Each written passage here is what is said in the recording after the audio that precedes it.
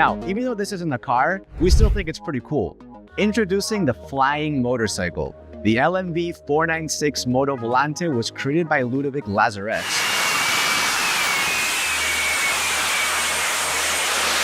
LMV 496 has an electric motor that provides about 60 miles of on-road range and has a top speed of 124 miles an hour. The total power delivered is around 1,300 horsepower for 2,800 newtons of thrust. And there's a 96,000 JetCat turbine in the hub of each wheel, and with a simple switch, you can swap from drive to fly. It takes around 60 seconds for the bike to fly into the air. At the moment, the LMV 496 can fly for up to 10 minutes. Although we kind of use the term fly loosely, as it currently can just hover 1 meter off the ground. Still, we can't wait to see how this motorcycle develops. Now, we think this is the most futuristic looking car out there. The British-made Bellwether Oryx Volar. Is it impossible to have the air traffic in the city environment, or we just don't have the proper solution for it? With no wings, this vertical takeoff and landing vehicle lifts off thanks to its hidden propulsion system. Incredibly, Bellwether has already completed the first flight test with a scale model of the Volar. The functioning wingless and hidden engine propulsion design of the three-seater Volar really makes it a first of its kind. With all its hidden components and premium carbon fiber and composite materials, it's not just lightweight, but also much quieter than other existing flying cars. But it's not just about the functionality and efficiency. Bellwether did not compromise on aesthetics. This flying car looks like a Lamborghini that flies. And while we have no idea how much it'll cost yet, we can't imagine it's going to be cheap. Next is a Dutch flying car, the PAL V Liberty, which comes in sports and limited Pioneer versions. The company says their two-seater car is the most user-friendly and easiest to use flying car ever produced.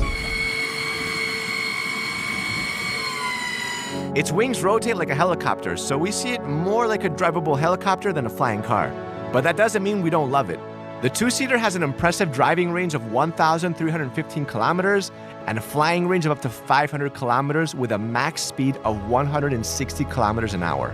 What's even more impressive is that it can fly at an altitude of up to 3,300 meters. That's almost double the length of the Brooklyn Bridge.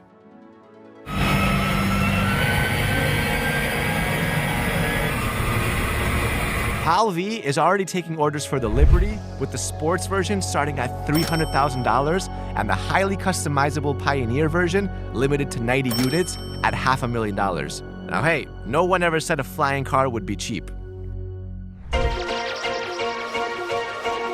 This next vehicle is the one that Shaq himself messaged us about, and it looks more like a giant drone than a car.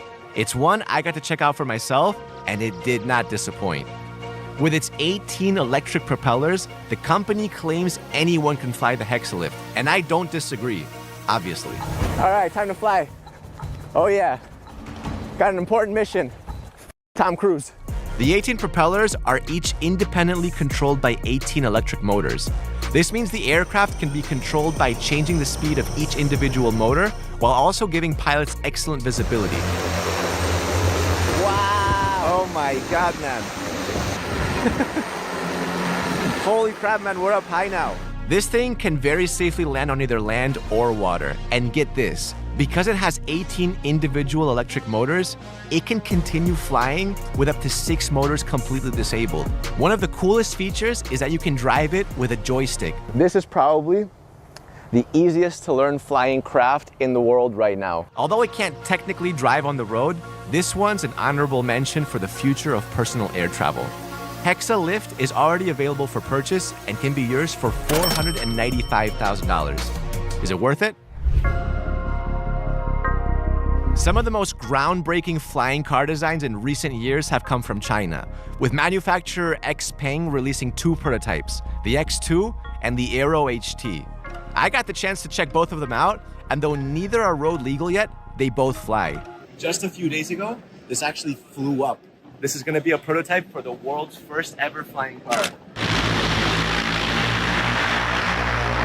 The X2 looks more like a drone and doesn't have any wheels, and although XPeng classifies it as a flying car, we think it's a bit of a stretch. It's more like an oversized drone.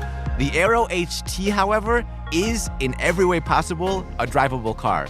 And its groundbreaking wings don't just fold away, but also disappear into the car. It's a fully flying car. They want this on the road by 2030. It takes off and lands vertically just like a drone, but when its wings are folded, it looks like any other car on the road, just a little bit longer. They've already made prototypes fly and they tested the weight and capabilities. And to be honest, it looks crazy. Xpeng has estimated a price of $200,000 for the Aero HT. And that would make it cheaper than an Aston Martin DB12. Which one would you choose? I'm picking the flying circuit car. What happens when you take a BMW engine and put it into a car plane? Well, you get the Klein Vision Air Car, a Slovakian flying car now on its 5th working 2-seater concept. With a click of a button, it transforms from car to plane in under 3 minutes.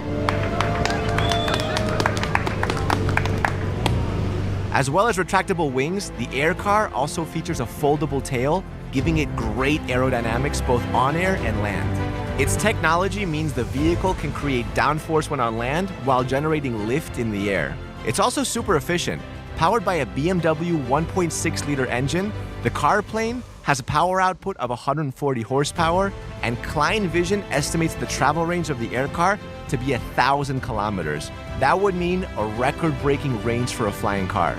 We don't know when the Air Car will hit production, but we do know Klein Vision is already developing a 4-seater, a twin engine, and an amphibious version of the Air Car as well.